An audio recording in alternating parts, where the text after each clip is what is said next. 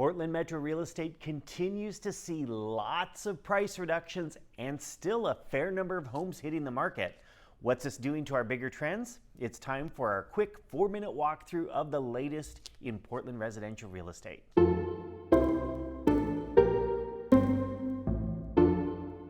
Welcome, I'm RonMilligan with RE/MAX Select here in Portland. Thank you so much for joining me today. If you are new to the channel, it would help me so much if you would like this video, or if you find this content helpful, maybe even subscribe so that you see more videos like this in your feed on a regular basis. Now on with the show. The average sale price was down another 1% from the previous week, which is typical for our market. The highest sale price of each year is usually some week in May or June, and then prices typically recede throughout the balance of the year.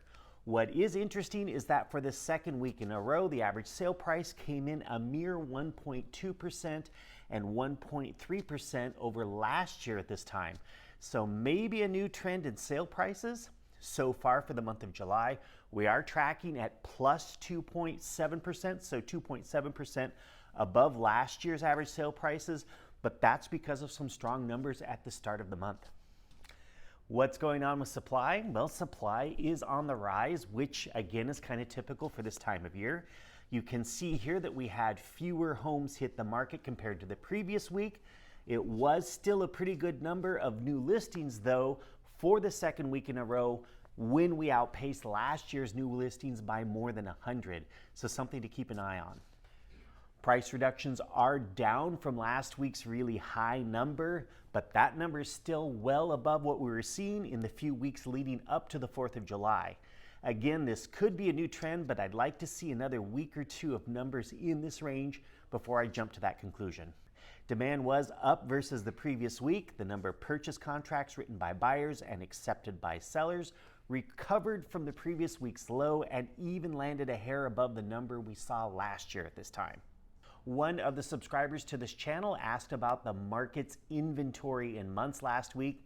What is that? Well, that's a measure of both supply and demand in a single figure.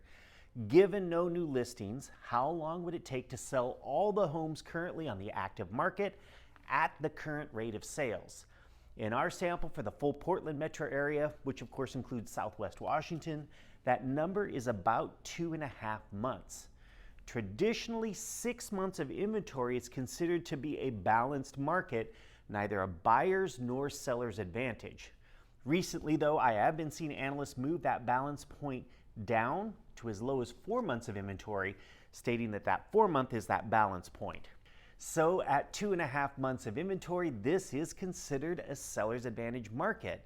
It sure hasn't felt like it that much this year. To me, it's felt more like a balanced market with both buyers and sellers having to give.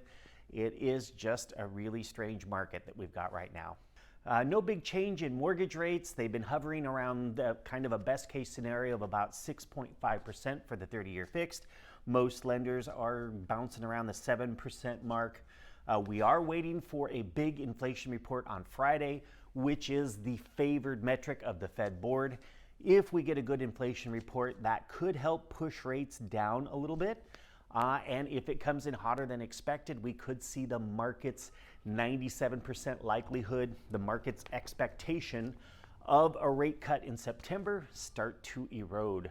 As usual, if that report comes out before I post this video on Friday, I will throw the update right over here. Looking forward, what's on the horizon? The Fed board is meeting next Tuesday and Wednesday, and the expectation is that they're going to hold rates right where they are, but still possibly cut rates at their next meeting in September.